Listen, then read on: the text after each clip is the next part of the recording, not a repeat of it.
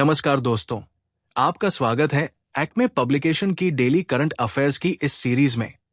आइए देखते हैं आज के प्रश्नों को और समसामयिक घटनाओं को।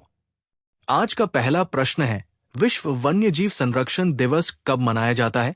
ए 3 मार्च, बी 5 जून, सी 22 अप्रैल, डी 21 मार्च। उत्तर है ए 3 मार्च। विश्व वन्यजीव संरक्षण दिवस हर साल 3 मार्च को मनाया जाता है। इसका उद्देश्य वन्यजीवों की सुरक्षा और उनके प्राकृतिक आवास की रक्षा के प्रति जागरूकता बढ़ाना है। संयुक्त राष्ट्र ने इस दिन की शुरुआत वन्यजीवों और वनस्पतियों की प्रजातियों के संरक्षण के लिए की थी। दूसरा प्रश्न है, हाल ही में किन 2 कंपनियों को नवरत्न CPSI का दर्जा दिया गया है? ए BHEL और गेल, बी NTPC और ONGC, सी IRCTC और IRFC, डी SBI और LIC। उत्तर है सी IRCTC और IRFC। IRCTC Indian railway catering and tourism corporation और IRFC Indian railway finance corporation को हाल ही में भारत सरकार ने नवरत्न CPSI का दर्जा दिया है। ये क्रमशः 25वें और 26वें नवरत्न बने हैं, जिससे उन्हें अधिक वित्तीय और प्रशासनिक स्वायत्तता प्राप्त होगी। तीसरा प्रश्न है, भारत में राष्ट्रीय सुरक्षा दिवस कब मनाया जाता है? ए 15 अगस्त, बी 26 जनवरी, सी 4 मार्च, डी 5 जून। उत्तर है सी 4 मार्च। भारत में राष्ट्रीय सुरक्षा दिवस हर साल 4 मार्च को मनाया जाता है। इसकी शुरुआत 1972 में हुई थी और इसे राष्ट्रीय सुरक्षा परिषद NSC की स्थापना की वर्षगांठ के रूप में मनाया जाता है। इसका उद्देश्य औद्योगिक सुरक्षा, स्वास्थ्य और पर्यावरण संरक्षण के प्रति जागरूकता बढ़ाना है। चौथा प्रश्न है, 42वीं राष्ट्रीय रोइंग चैंपियनशिप का आयोजन कहाँ किया गया? ए दिल्ली, बी भोपाल, सी मुंबई, डी चेन्नई। उत्तर है बी भोपाल। 42वीं राष्ट्रीय रोइंग चैंपियनशिप का आयोजन भोपाल स्थित Madhya Pradesh water sports academy में हुआ। रोइंग एक नौकायन रोविंग से संबंधित खेल है, जिसमें खिलाड़ी नाव को चप्पुओं की सहायता से नियंत्रित और आगे बढ़ाते हैं। इस चैंपियनशिप में देश भर से प्रतिभागी शामिल हुए। पांचवा प्रश्न है, सबसे अधिक डॉल्फिन किस राज्य में है? ए उत्तर प्रदेश, बी बिहार, सी पश्चिम बंगाल, डी असम। उत्तर है ए उत्तर प्रदेश। भारत में पहली बार नदी डॉल्फिन अनुमान रिपोर्ट जारी की गई, जिसमें कुल 6,327 डॉल्फिन का अनुमान लगाया गया है। इसमें से सबसे अधिक डॉल्फिन उत्तर प्रदेश में पाई गई है। गंगा डॉल्फिन भारत की प्रमुख मीठे पानी की डॉल्फिन है, जिसे 2010 में राष्ट्रीय जलीय जीव घोषित किया गया था। ये मुख्यतः गंगा और उसकी सहायक नदियों में पाई जाती है।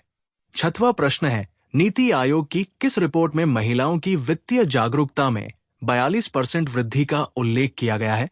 A India finance report, B women and economy, C borrowers to builders, women's role in India's financial growth story, D digital India report. उत्तर है C borrowers to builders, women's role in India's financial growth story. Nai Delhi में नीति आयोग द्वारा जारी report borrowers to builders, women's role in India's financial growth story के अनुसार महिलाओं में वित्तीय जागरूकता में 42% की वृद्धि हुई है। नीति आयोग की स्थापना 2015 में की गई थी और इसका मुख्यालय नई दिल्ली में है। सातवां प्रश्न है, 97वें अकादमी पुरस्कार ऑस्कर 2025 में सर्वश्रेष्ठ फिल्म बेस्ट पिक्चर का पुरस्कार किस फिल्म को मिला? A the Brutalist, B Anora, C Emilia Perez, D Wicked. उत्तर है बी अनोरा। लॉस एंजल्स के डॉल्बी थिएटर में आयोजित 97वें अकादमी पुरस्कार समारोह में अनोरा ने सर्वश्रेष्ठ फिल्म सहित 5 पुरस्कार जीते। एड्रियन ब्रॉडी को द ब्रूटलिस्ट में उनकी भूमिका के लिए सर्वश्रेष्ठ अभिनेता का पुरस्कार मिला। जबकि माइकी मैडिसन ने अनोरा में उत्कृष्ट प्रदर्शन के लिए सर्वश्रेष्ठ अभिनेत्री का पुरस्कार जीता। जोई सल्दाना को एमिलिया पेरेज में उनके अभिनय के लिए सर्वश्रेष्ठ सहायक अभिनेत्री का सम्मान मिला। 8वां प्रश्न है, हाल ही में रक्षा लेखा महानियंत्रक CGDA का पदभार किसने ग्रहण किया? A. Ajay Seth, B. Jay Shah, C. Doctor Mayank Sharma, D. Sunil Kumar Kohli. उत्तर है C. Doctor Mayank Sharma. Doctor Mayank Sharma 1989 batch के भारतीय रक्षा लेखा सेवा एडास अधिकारी ने हाल ही में रक्षा लेखा महानियंत्रक CGDA का पदभार ग्रहण किया। अपने 3 दशकों से अधिक के सरकारी सेवा करियर में उन्होंने रक्षा लेखा विभाग सहित विभिन्न महत्वपूर्ण पदों पर कार्य किया है। इसके अतिरिक्त उन्होंने संयुक्त राष्ट्र मादक पदार्थ एवं अपराध कार्यालय अनोडक में भारत के वैकल्पिक स्थायी प्रतिनिधि के रूप में भी देश का प्रतिनिधित्व किया है। 9वां प्रश्न है, हाल ही में चंद्रमा पर सफलतापूर्वक उतरने वाला टेक्सास की प्राइवेट कंपनी का लैंडर कौन सा है? A. Nova C, B. Blue Ghost, C. Chandrayaan 3, D. Phoenix. उत्तर है B. Blue Ghost. Firefly Aerospace द्वारा विकसित ब्लू घोस्ट लैंडर ने चंद्रमा पर सफलतापूर्वक लैंडिंग की। ये चंद्रमा पर उतरने वाला दूसरा निजी लैंडर है। इस मिशन का उद्देश्य चंद्रमा की सतह पर वैज्ञानिक प्रयोग करना और भविष्य की अंतरिक्ष अनुसंधान योजनाओं को साकार करना है। 10वां प्रश्न है, हाल ही में जय शाह को फोर्ब्स इंडिया लीडरशिप अवार्ड्स फिला 2025 में कौन सा सम्मान दिया गया? A. Best business leader award, B.